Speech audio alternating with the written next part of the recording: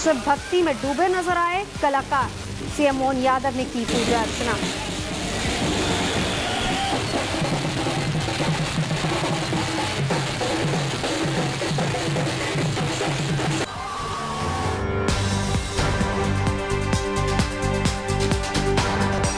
शुरुआत करते हैं अच्छी और सच्ची खबरों की। सबसे पहले बात अंतरिक्ष फतेह कर स्वदेश लौटे शुभांशु शुक्ला की, जिन्होंने कुछ देर पहले प्रधानमंत्री नरेंद्र मोदी से मुलाकात की है। पीएम और शुभांशु की ये मुलाकात 7 लोक कल्याण मार्ग पर हुई। प्रधानमंत्री ने भारत माता का मान बढ़ाने वाले एयरफोर्स ऑफिसर शुभांशु शुक्ला से पहले हाथ मिलाया, फिर पीठ थपथपाई, उसके बाद उन्हें गले लगाया। इस खास मुलाकात के दौरान शुभांशु ने प्रधानमंत्री से अंतरिक्ष में बिताए दिनों के अनुभव को शेयर किया। शुभांशु ने प्रधानमंत्री को अपने टैबलेट पर स्पेस से जुड़ी तमाम तस्वीरें भी दिखाई। शुभांशु शुक्ला एक्सियोम 4 अंतरिक्ष मिशन का हिस्सा थे, जो 25 जून को फ्लोरिडा से रवाना हुआ था और 26 जून को अंतर्राष्ट्रीय अंतरिक्ष स्टेशन पर पहुंचा था। 18 दिनों तक इंटरनेशनल स्पेस स्टेशन पर रहने के बाद चालक दल के बाकी 3 सदस्यों के साथ वो 15 जुलाई को वापस पृथ्वी पर लौट आए थे, जिसके बाद से पूरा देश शुभांशु के सफल अंतरिक्ष मिशन का जश्न मना रहा है।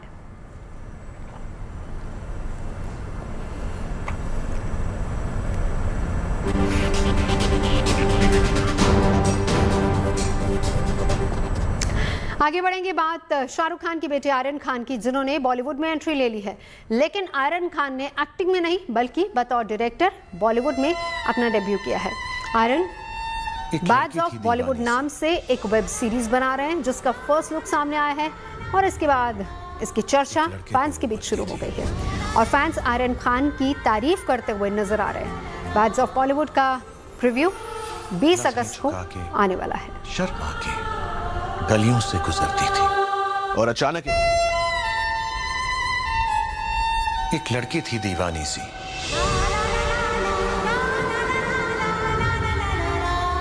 एक लड़के पे वो मरती थी। इसमें रोमांस भी है, ग्लैमर भी और एक्शन भी है।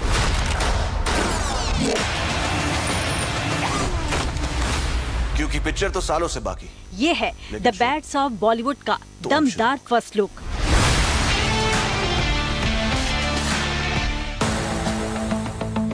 जिसके जरिए शाहरुख खान के बेटे आर्यन खान ने बॉलीवुड में एंट्री कर ली है। लेकिन आर्यन का ये डेब्यू एक्टिंग में नहीं बल्कि राइटर और डायरेक्टर के तौर पर हुआ है। फर्स्ट लुक की शुरुआत साल 2000 में आई फिल्म मोहब्बतें के वायलिन धुन और शाहरुख के डायलॉग से होती है। एक लड़की थी दीवानी सी।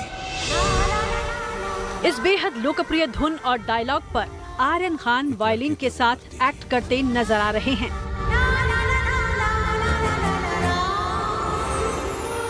लेकिन जैसे ही चेहरा रिवील होता है तो आर्यन खान कहते हुए नजर आते हैं कि थोड़ा ज्यादा हो गया ना, आदत डाल लो, क्योंकि उनका शो थोड़ा ज्यादा है।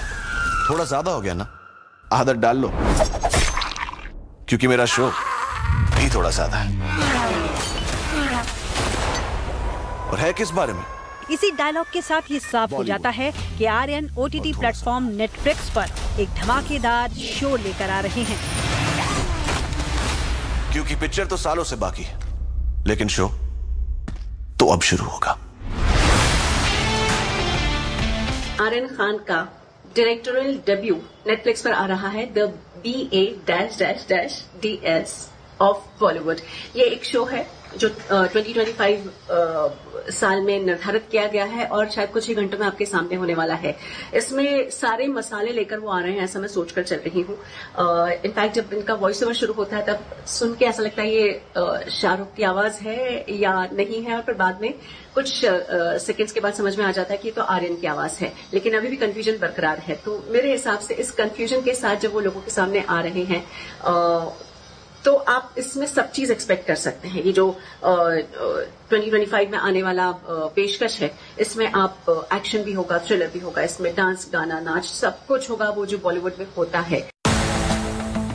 The bats of Bollywood red chillies entertainment और नेटफ्लिक्स के बैनर तले बन रहा है, जिसे देखने के बाद से फैंस काफी एक्साइटेड नजर आ रहे हैं। हालांकि इसकी रिलीज डेट को नेटफ्लिक्स ने अभी ऑफिशियली अनाउंस नहीं किया है। बावजूद इसके सोशल मीडिया पर न सिर्फ इसके फर्स्ट लुक की तारीफ हो रही है, बल्कि आर्यन की भी तारीफ करते हुए फैंस नजर आ रहे हैं।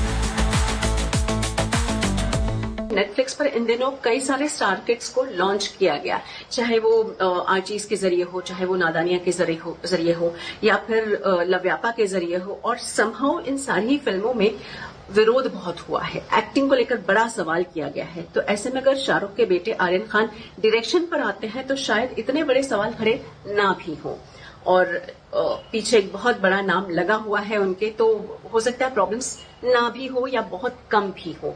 होप सो कि बहुत अच्छा निकल कर आए रिजल्ट, क्योंकि फिल्म इंडस्ट्री को हाल फिलहाल अच्छे बड़े नाम और अच्छे बड़े फिल्मों की जो बहुत हिट हो रही है उसकी जरूरत है, चाहे वो नेटफ्लिक्स पर हो जाए या आने वाले समय में बड़े सिनेमा हॉल में ही उनकी फिल्में दस्तक दें।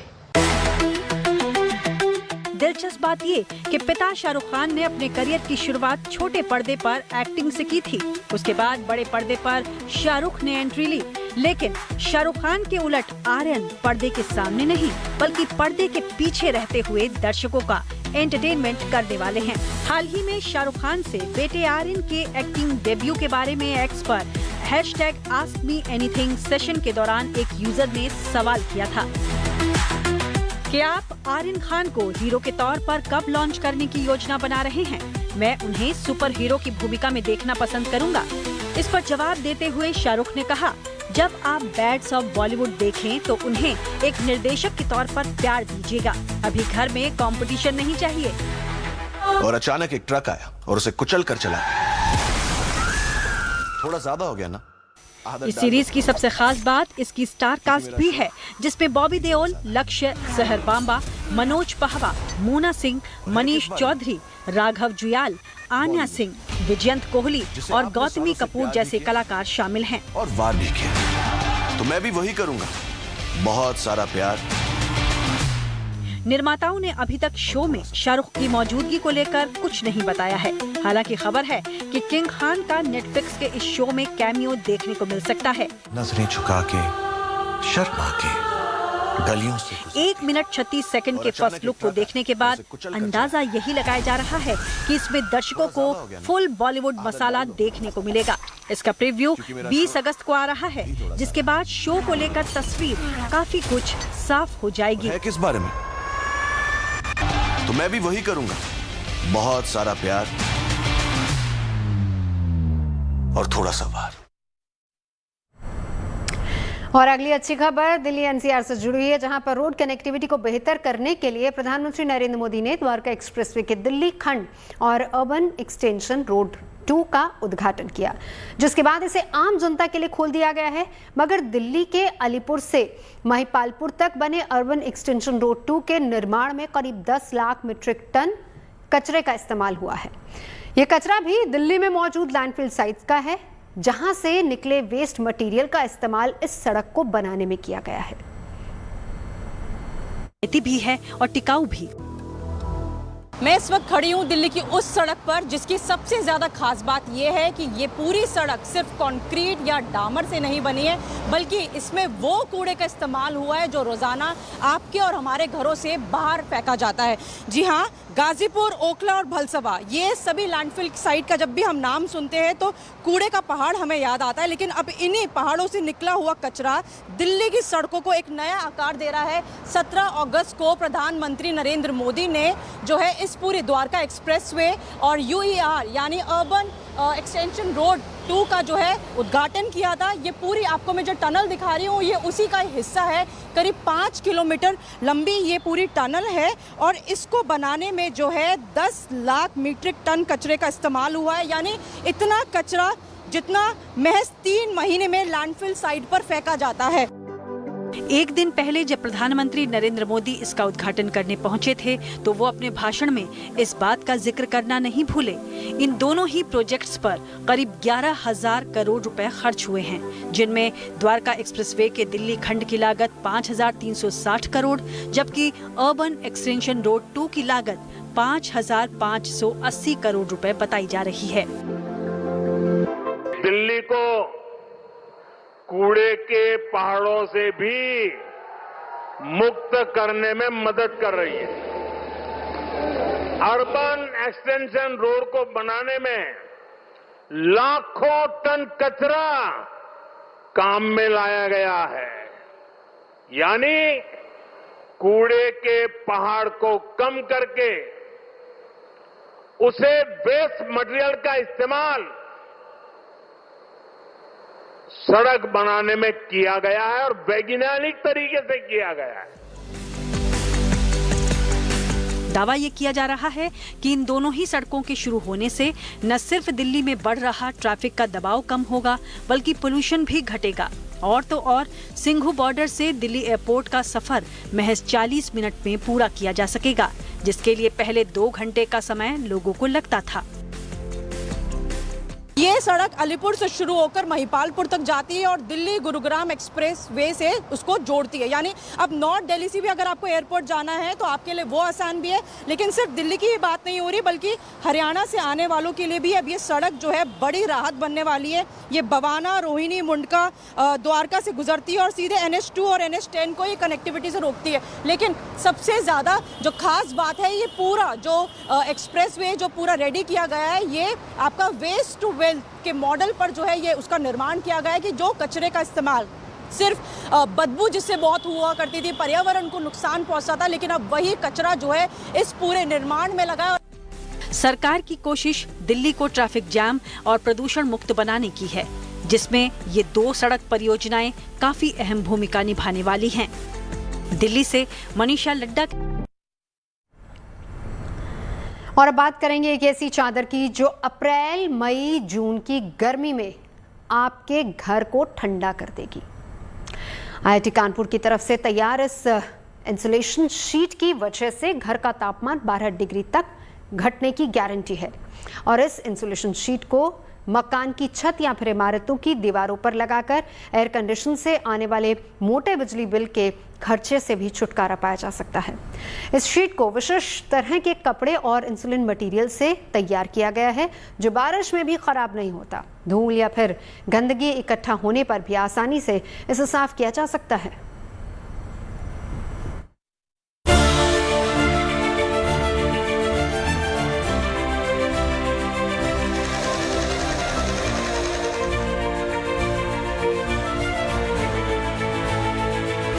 सफेद रंग की दोहर या मोटी चादर जैसी दिखने वाली ये खास शीट मार्च, अप्रैल, मई और जून महीने की चिलचिलाती गर्मी में भी घरों, इमारतों की छतों, दीवारों, यहाँ तक पानी की टंकियों को भी ठंडा रख सकती है। IIT कानपुर के सॉफ्ट मैटर लैब यानी मृदु पदार्थ प्रयोगशाला का ऐसा दावा है।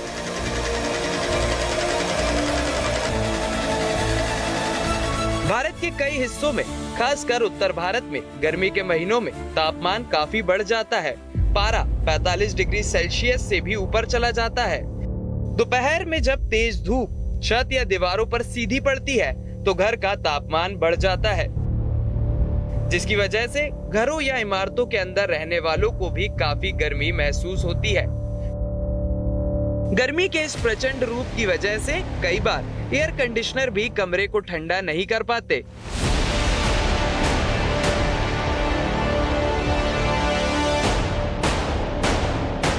भीषण गर्मी में लगातार AC चलने की वजह से उनके रखरखाव पर ज्यादा खर्च के साथ साथ बिजली का भारी भरकम बिल आ जाता है। भीषण गर्मी और लोगों की जेब पर इस दो तरफा बोझ से छुटकारा दिलाने की दिशा में IIT कानपुर के वैज्ञानिकों ने ये इंसुलेशन शीट तैयार की है, जो मकानों के तापमान को 12 डिग्री सेल्सियस तक कम करने में सहायक साबित हो सकती है। इसके लिए सीमेंट, रेत और बजरी से मिलकर तैयार हुए कंक्रीट या टीन शेड की छत या दीवारों पर इस इंसुलेशन शीट को सिर्फ बिछा या लटका देना है, जिसके बाद छत या दीवारों की गर्मी को कम करने में मदद मिलती है, जिससे बाहर के तापमान की तुलना में घर ठंडे हो जाते हैं। गर्मी का दिन में हम लोग को पूरा AC चालू करना पड़ता है, और दूसरा है कि जो टैंकी में, छत के ऊपर जो टैंकी रहती है उसका पानी बहुत गर्म हो जाता है, तो अभी इससे थोड़ा सा राहत देने के लिए हम लोगों ने ये शीट बनाया है। ये एक फ्लेक्सिबल शीट होता है जिसको हम रोल भी कर सकते हैं और जिसको हम ऐसे छत के ऊपर बिस्तर बिछा सकते हैं, या आपका टैंकी का ऊपर उसको रैप भी कर सकते हैं और दीवार में भी लगा सकते हैं। और इसमें ख़ास बात यह है कि इसमें आपका एक पेटेंटेड टेक्नोलॉजी के करके एक पैकिंग अंदर पे लगाया गया है, जिसका वजह से इसका अंदर पे 96% एयर है, तो उसका वजह से इसका जो इंसुलेशन बहुत अच्छा होता है, थर्मल कंडक्टिविटी बहुत कम होते हैं। इस शीट पर सफेद रंग की खास कोटिंग भी की गई है जो धूप की किरणों को वापस लौटाता है, जिससे छत या दीवार धूप के सीधे संपर्क में आने से बच जाती है। इससे छत का तापमान कम रहता है और घर ठंडा बना रहता है।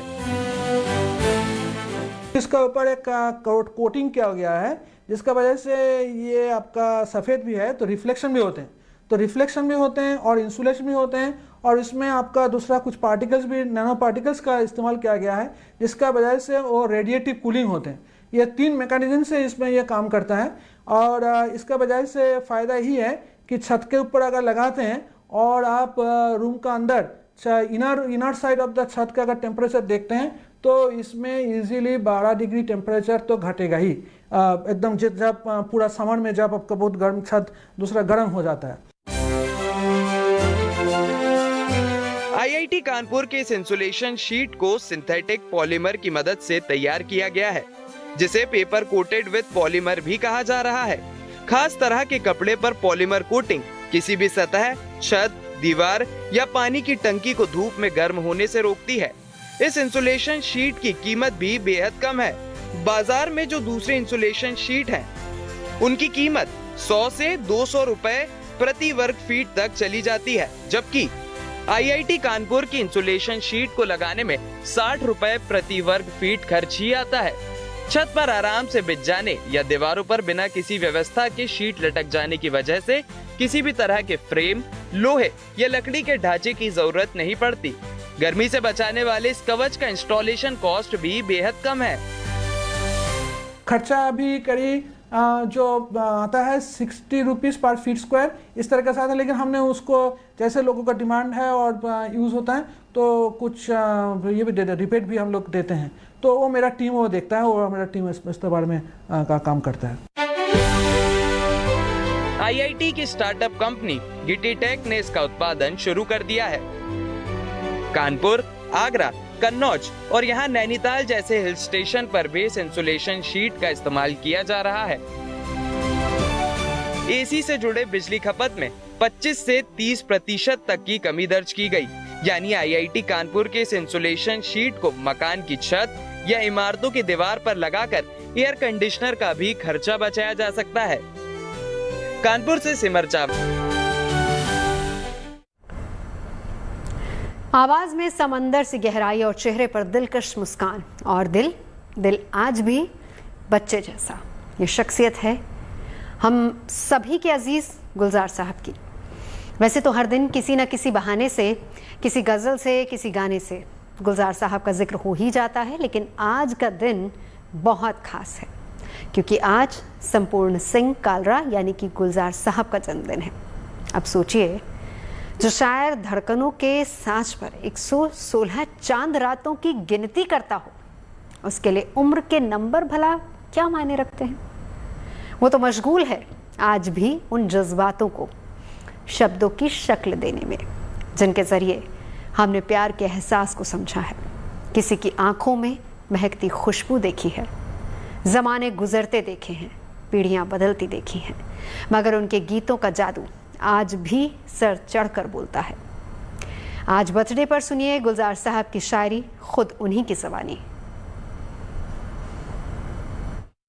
कि मैं हूं क्यों, अभी मैं क्यों लिखता हूं और मैं क्या करता हूं। मैं कबाड़ी हूं। कबाड़ी आप जानते हैं। मैं कबाड़ी, रात की टूटी हुई नींदें उठाना, वो जो रात को टूट गई नींद, और क्यों टूटी आप जानते हैं, लोगों के साथ होती, आपके साथ भी हुई, और मैं वो जमा कर लेता हूं।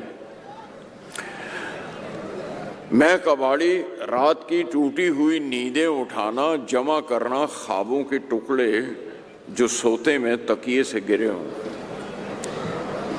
करवटों की सलवटों को, उन क्रम्पल्स को, करवटों की सलवटों को खोलना, तय करके रखना, ऐंठने अंगड़ाइयों की और जिस्म की कच्ची दरारें ढूंढना और चुन के रखना, टूटे फूटे लोग ले जाकर सजा देता हूं अपने ताकचों में। मैं कबाड़ी जिंदगी का खाली डिब्बों बोतलों में नज़में भर के बेचता हूं। मैं नज़में ओढ़ कर बैठा हुआ हूं। मैं वो नज़में ओढ़ कर बैठा हुआ हूं, ठिठरने लगता हूं, कोना उठाता है कोई जब भी कहीं से, क्योंकि ठंडी हवा आती है।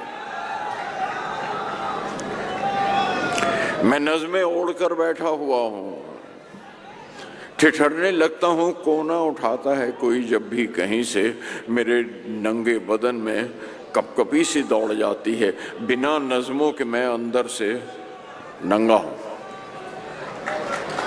मेरी ओढ़नी, मेरे नंगे बदन में कपकपी सी दौड़ जाती है, बिना नज़मों के मैं नंगा हूं अंदर से।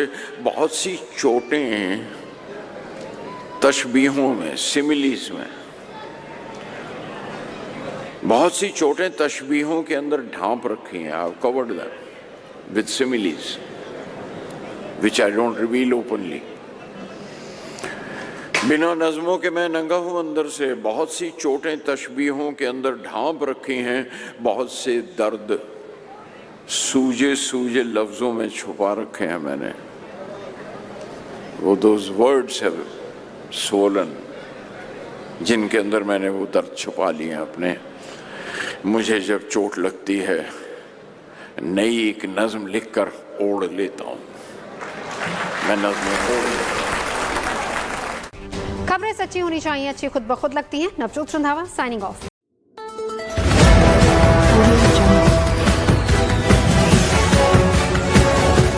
MP लाइव टीवी आपको रखे अपडेट, सच जो हम आपको बताएंगे। ऐसी ही तमाम खबरों से अपडेट रहने के लिए MP live TV news channel को सब्सक्राइब करना ना भूले।